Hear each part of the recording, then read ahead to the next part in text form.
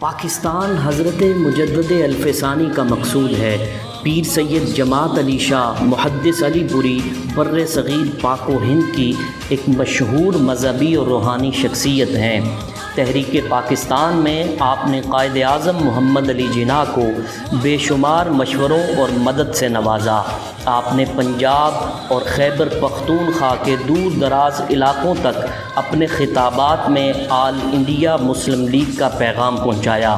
آپ نے 22 اپریل 1938 کو ایک تاریخی فتویٰ دیا کہ کوئی مسلمان اس شخص کا جنازہ نہ پڑھے جو پاکستان کو ووٹ نہیں دے گا۔ مزید فرمایا، جو کانگریس کی سپورٹ کرے گا اسے مسلمانوں کے قبرستان میں نہ دفنایا جائے۔ آپ نے قائد اعظم کو تسبیح اور ٹوپی کا تحفہ دیتے ہوئے کہا کہ نماز کی پابندی کیا کریں۔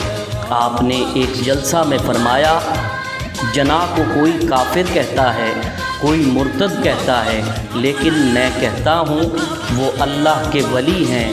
آپ لوگ اپنی رائے سے کہتے ہیں، میں قرآن پاک سے حوالہ دیتا ہوں۔ جو لوگ ایمان لائے اور انہوں نے نیک کام کیے، اللہ تعالیٰ لوگوں کے دلوں میں ان کی محبت پیدا کر دیتا ہے۔ ایک اور جگہ پر آپ نے ارشاد فرمایا، ہم نے جناح کو اپنا امام، قاضی یا نکاح خواہ مقرر نہیں کرنا، بلکہ وہ تو ہمارے وکیل ہیں اور ہم سب پاکستان کے لیے کام کر رہے ہیں۔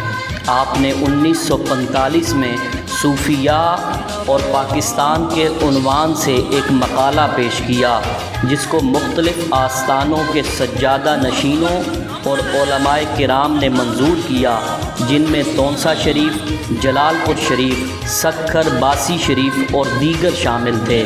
نومبر 1945 میں آل انڈیا سنی کانفرنس امرتسر میں صدارت کرتے ہوئے آپ نے پاکستان بننے کی حمایت میں شاندار تقریر کی۔ ان کے علاوہ سینکڑوں مقامات پر آپ نے علالت اور ضعیف العمری کے باوجود پاکستان اور قائد اعظم کی محبت میں خطابات کیے اور علماء و مشائخ کو راضی کیا۔